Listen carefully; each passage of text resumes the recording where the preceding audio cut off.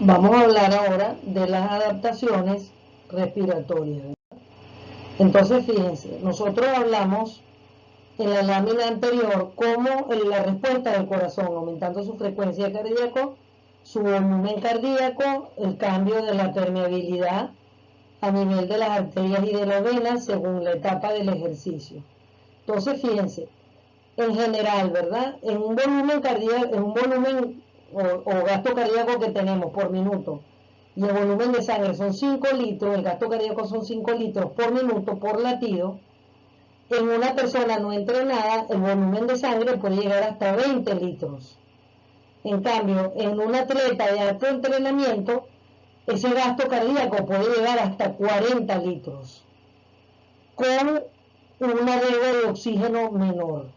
Bien, entonces, ya con 20 litros, en una persona no entrenada, prácticamente con 20 litros llegamos al 50% de la deuda de oxígeno. ¿Y quiénes eran los que tenían un 50% de deuda de oxígeno? Atletas de alto rendimiento.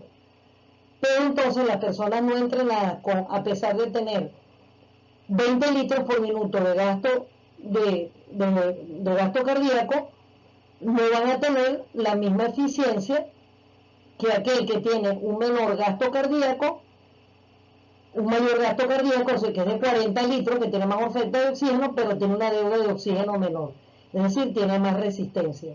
Y ya vimos que eso ya también tenía que ver con la capilaridad y la cantidad de mitocondrias que tenían las células musculares de estos atletas, ¿verdad? Yo en algún momento se habló, por ejemplo, que el atleta que tenía una mayor cantidad de mitocondrias a nivel de sus músculos producía energía más rápido y tenía una deuda de oxígeno mejor.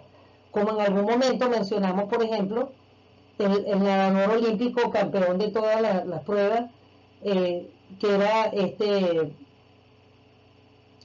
era Mark Zuckerberg, no, era Mark Phelps, que el cual él producía en vez de 34 ATP por minuto en el ciclo de Krebs, él podía producir hasta 38. Entonces, obviamente, él era capaz de conseguir una deuda de oxígeno menor y, sin embargo, por entrenamiento alcanzar ese gasto cardíaco de 40 litros por minuto. Ahora vamos a ver que, a pesar de que esto es lo que se ve en la parte cardiovascular, no así ocurre en la parte respiratoria. Sí hay el aumento de la ventilación, sí ocurre, como vamos a ver ahora, pero ese aumento de la ventilación no hace que varíe la concentración de CO2, dióxido de carbono, de oxígeno, ni cambios importantes en el pH. Entonces, fíjense, el sistema respiratorio en el ejercicio tiene 3 funciones básicas: oxigenar y disminuir la acidosis metabólica de la sangre venosa, que está hipercárnica e hipoxémica. ¿Qué significa? El disminuir la acidosis metabólica de la sangre significa que entonces, cuando estamos hablando de una acidosis metabólica, estamos hablando de que se cae en un metabolismo anaerobio.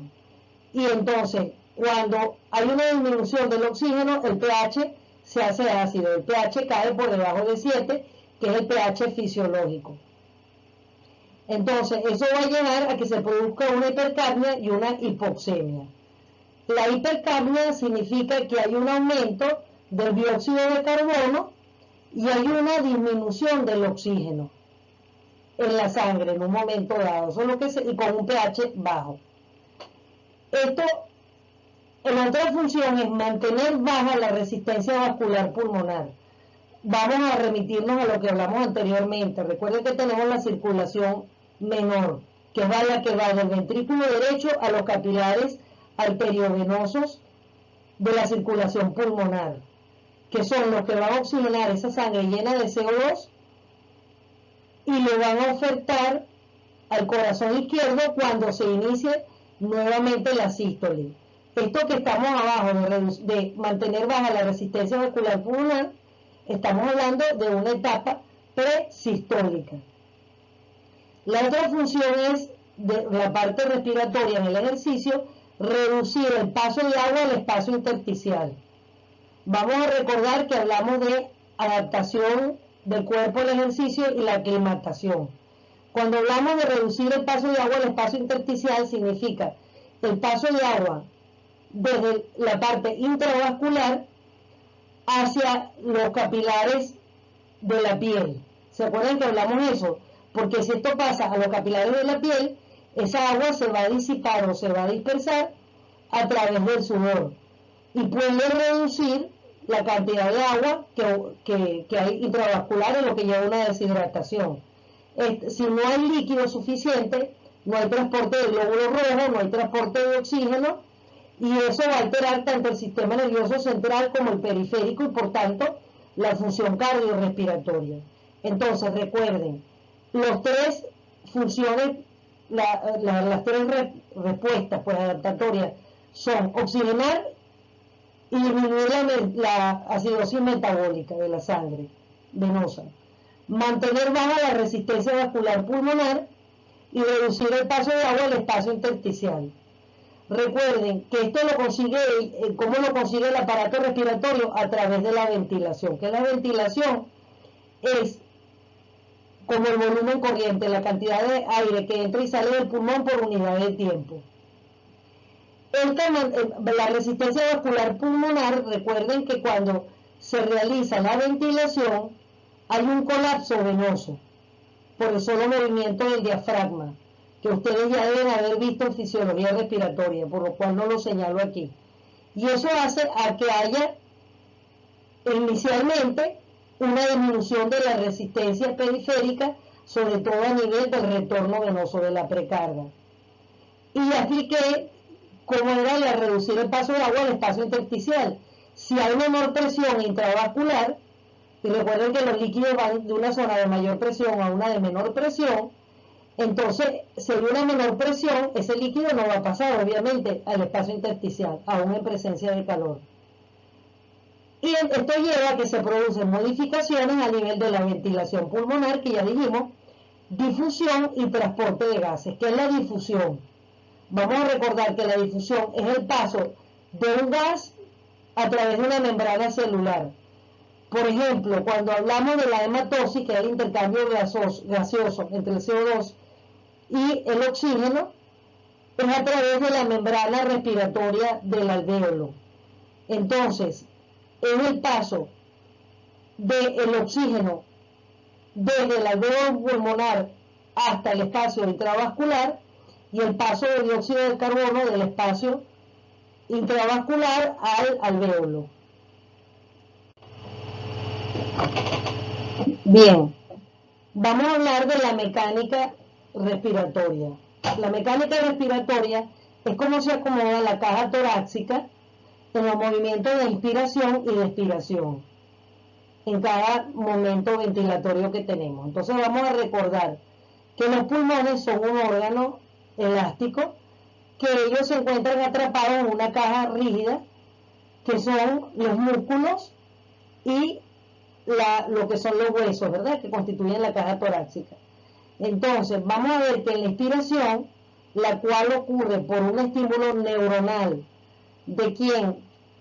Del centro apneúsico, que se encuentra en la protuberancia, donde ella va a mandar por una vía eferente una sinapsis que va a actuar sobre la placa motora de estos músculos que ustedes vieron en la parte de respiratorio.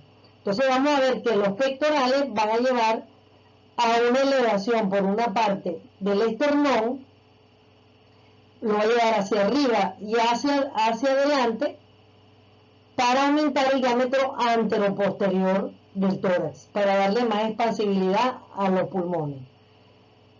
Va a producir también una elevación hacia arriba y hacia afuera de los intercostales internos para aumentar el diámetro transverso de la caja torácica, y va también a producir un descenso de lo que es el diafragma, que ustedes conocen, que es el músculo que separa la parte abdominal de la parte torácica, un descenso del diafragma hacia abajo para aumentar el diámetro vertical, de tal manera que puedan insuflarse o llenarse los pulmones de aire. Entonces, vamos a recordar que esto también ¿Por qué ocurre la inspiración? Porque ya hablamos que la inspiración ocurría porque la presión atmosférica promedio era de 760 milímetros de mercurio y la de la intratorácica es de 4 milímetros de mercurio.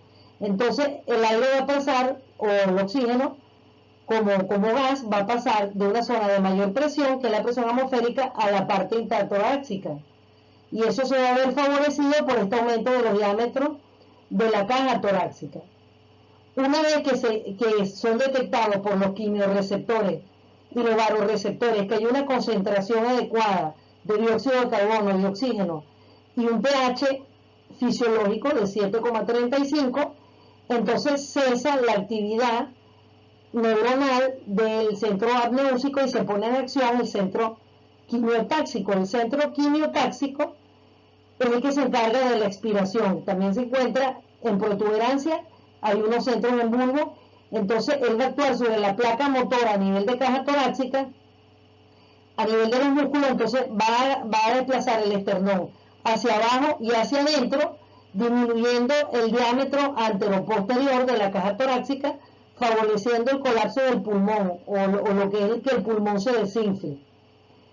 Va también a producir que los músculos intercostales externos se desplacen hacia abajo y hacia adentro, disminuyendo el diámetro transverso de la caja torácica, y va a producir que el diafragma se desplace hacia arriba, disminuyendo el diámetro vertical. Y esto es bien importante porque recuerden que si los gases van en una zona de mayor a menor presión, entonces como la presión intratorácica es de 4 milímetros de mercurio y la atmosférica es de 760, para que los gases o el aire salga de los pulmones, esta modificación de la caja torácica tiene que generar una presión suficiente para que sea mayor que la presión que hay en la atmósfera.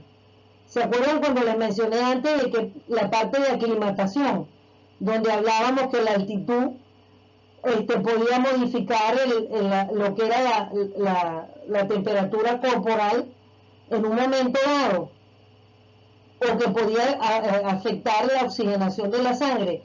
Por supuesto, si yo a mayor altitud, mayor presión, no es lo mismo que, por ejemplo, yo esté a 760 milímetros de mercurio, que esté, por ejemplo, en el Pico Bolívar, que pueden ser hasta 5.007 metros de altura, donde la presión de oxígeno es mayor, pero la presión atmosférica es mayor.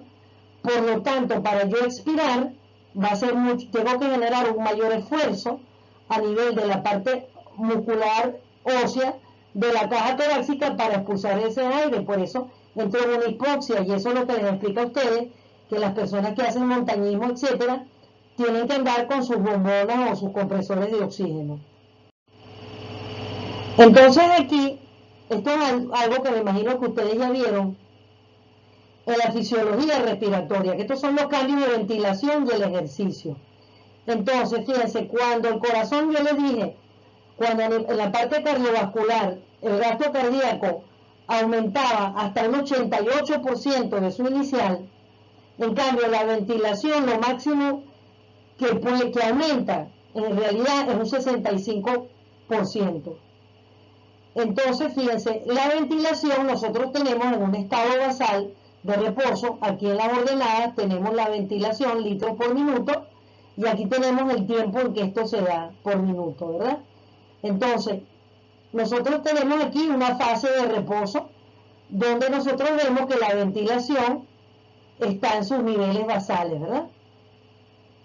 Cuando se inicia el ejercicio, va a haber un ascenso de la ventilación de 20 de litros por minuto, va aumentando esa ventilación a 40 en su fase inicial, cuando ya hay la fase de activación. Esta fase de despolarización que sale aquí es la que corresponde cuando hay la descarga del centro apneúsico y quimiotáxico que les mencioné en la lámina anterior, que venía de protuberancia. Entonces, él va a alcanzar, para mantener el ejercicio en la fase 3, hasta un 80%. ¿Y qué estamos hablando aquí de la ventilación del oxígeno? Aquí estamos hablando del VO max y estamos hablando de la deuda de oxígeno.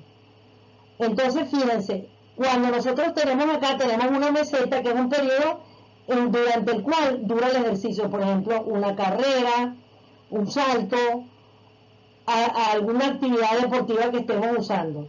Luego, cuando esta cesa, entramos en la fase de recuperación, donde paulatinamente o lentamente va estabilizándose la ventilación. Cuando nosotros vimos lo que era la deuda de oxígeno, hablábamos que el atleta entrenado, de su 80, 90, del 100% que puede tener, él gasta un 50%. Eso significa que le queda un porcentaje de oxígeno al final del ejercicio, por lo cual él eso lo va a utilizar en la recuperación. Entonces, vamos a ver, en una persona normal que no está entrenada, ella cumple esta fase que estamos viendo aquí. Gradualmente aumenta la ventilación, hay una fase de meseta que se mantiene en 80, porque es el máximo, es el VO max que tiene esta persona que no está entrenada, que tiene un gasto cardíaco que puede aumentar hasta 20 volúmenes por minuto, porque es una persona que hace actividad física pero no está entrenada, y luego gradualmente, fíjense cómo va, queda todavía aumentada esa ventilación hasta que se estabiliza. Si esto fuera un atleta de alto rendimiento, como tiene la deuda de oxígeno en 50, él prácticamente, esta recuperación es inmediata, ¿ok? O sea, esta curva en vez de ser gradual sería más vertical. ¿Se acuerdan cuando hablamos de los ejercicios de intervalo? Entonces no hay un periodo, el periodo de fatiga es muy corto o inexistente. Entonces, fíjense, las adaptaciones respiratorias durante el ejercicio, y hablamos de la parte cardiovascular. Con respecto a la ventilación pulmonar, que dijimos que aumentaba hasta un 65%. O sea que un papel más protagonista lo tiene la parte cardiovascular, que es hasta un 88%. Entonces, la ventilación pulmonar, durante el ejercicio intenso, la frecuencia respiratoria en personas sanas puede alcanzar de 35 a 45 respiraciones por minuto, llegando hasta 60, 70 respiraciones por minuto en deportistas de alto nivel. Pero como ya hablamos que esta frecuencia no significa que el aumento de la frecuencia respiratoria en los atletas de alto rendimiento no significa que esté aumentando, que esté aumentando su deuda de oxígeno, sino que más bien la está ahorrando, ¿verdad? Esto es la persona que tiene un bajo rendimiento, llega a 35 o 45. Y esta persona que llega a 35 o 45 respiraciones por minuto, cuando lo normal es un promedio de 14 respiraciones por minuto en el adulto, ya es una persona que puede haber llegado a consumir 80% de su deuda de oxígeno. En cambio, este atleta que pudo alcanzar de 60 a 70 respiraciones por minuto, el de alto nivel, consumió nada más 50% de su deuda de oxígeno, o sea, le queda 40-50% más para recuperarse. El volumen corriente puede llegar hasta los 2 litros, que es el volumen corriente. El volumen corriente es el volumen de aire que entra y sale de los pulmones por unidad de tiempo. Por supuesto, si aumenta la frecuencia, aumenta el volumen. Y recordemos que esto está también afectado por el retorno venoso, ¿se acuerdan? Que entonces el retorno venoso a producir vasodilatación aumentaba el volumen de sangre que retorna a la circulación pulmonar. La ventilación pulmonar puede alcanzar valores 17 veces mayor que en el reposo, o sea, puede pasar hasta 100 litros por minuto. Y se modifica antes y durante y después del ejercicio, como vimos en la lámina anterior. Antes, durante y después del ejercicio va a depender del nivel de entrenamiento que tenga este atleta. Entonces, fíjense, las adaptaciones respiratorias, o sea, cómo la respiración va a adaptarse a ese proceso de ejercicio donde hay una mayor demanda de oxígeno y energética. Entonces, consumo de oxígeno y ventilación pulmonar. ¿Cómo va a ser esto? El consumo de oxígeno y ventilación pulmonar. Estamos hablando de la deuda de oxígeno del VO max. se va a aumentar hasta 120 veces en el ejercicio máximo, en el máximo esfuerzo. Y esto, ¿quién lo puede lograr? 120 veces en el ejercicio máximo, con una deuda de oxígeno menor, en el atleta de alto rendimiento. Por supuesto, si hay un aumento de la ventilación hasta un 65%, hay un aumento de la frecuencia respiratoria, que es el número de respiraciones por minuto, y volumen corriente, que es el volumen de aire que entra y sale de los pulmones por unidad de tiempo. Hay una capacidad de difusión de oxígeno. Se incrementa 3 veces el intercambio gaseoso entre los alvéolos y la sangre, como ya mencionamos anteriormente en la hematosis que ustedes vieron en fisiología respiratoria. Con respecto al transporte de gases en sangre, la presión parcial de oxígeno y la presión parcial de dióxido de carbono se mantienen normales, como les digo. Estos valores se mantienen normales. Nosotros, si le ponemos un oxímetro a un atleta durante la carrera, no vamos a encontrar grandes valores ni disminución del oxígeno ni el aumento de CO2, porque les dije que la ventilación se mantenía estable. Esto es diferente, por ejemplo, que cuando hablábamos de la parte cardiovascular. Entonces, esto es importante, que el hecho de que una persona haga ejercicio no significa que tiene hipoxia. Si una persona que está haciendo ejercicio y después del ejercicio nosotros le conseguimos una hipoxia, esa es una persona que tiene alguna patología, o es una persona que no está bien entrenada, o puede ser una persona deshidratada, o que no tuvo un entrenamiento o una nutrición adecuada. Hay un aumento, por supuesto, de la mioglobina. Como yo les hice énfasis muchas veces, la mioglobina es la hemoglobina del músculo cardíaco, del músculo estriado, y la mioglobina es la que transporta el oxígeno. Entonces, claro, necesita una mayor oferta de oxígeno en mayor cantidad de mioglobina. ¿Se acuerdan que la mioglobina era más abundante en las fibras tipo 1? Porque, claro, son los ejercicios de resistencia y los ejercicios prolongados. Entonces, se necesita más mioglobina. También va a aumentar la diferencia arteriovenosa de hemoglobina. ¿A qué se refiere? Recuerden que va a haber un aumento del retorno venoso, por lo tanto va a aumentar un poquito la hemoglobina en la sangre venosa, que debería estar menor, y se mantiene estable la hemoglobina a nivel de lo que es la poscarga o la sangre arterial. Si tenemos una hemoglobina elevada, por ejemplo, en el hombre mayor de 16 o en la mujer mayor de 15 después de un ejercicio, eso nos puede hablar, por ejemplo, de deshidratación, que falsamente puede haber aumentado la hemoglobina porque está muy concentrada, porque disminuye la cantidad de líquido que hay en la sangre, o bien en las situaciones de adaptaciones que hablamos, por ejemplo, a la altitud.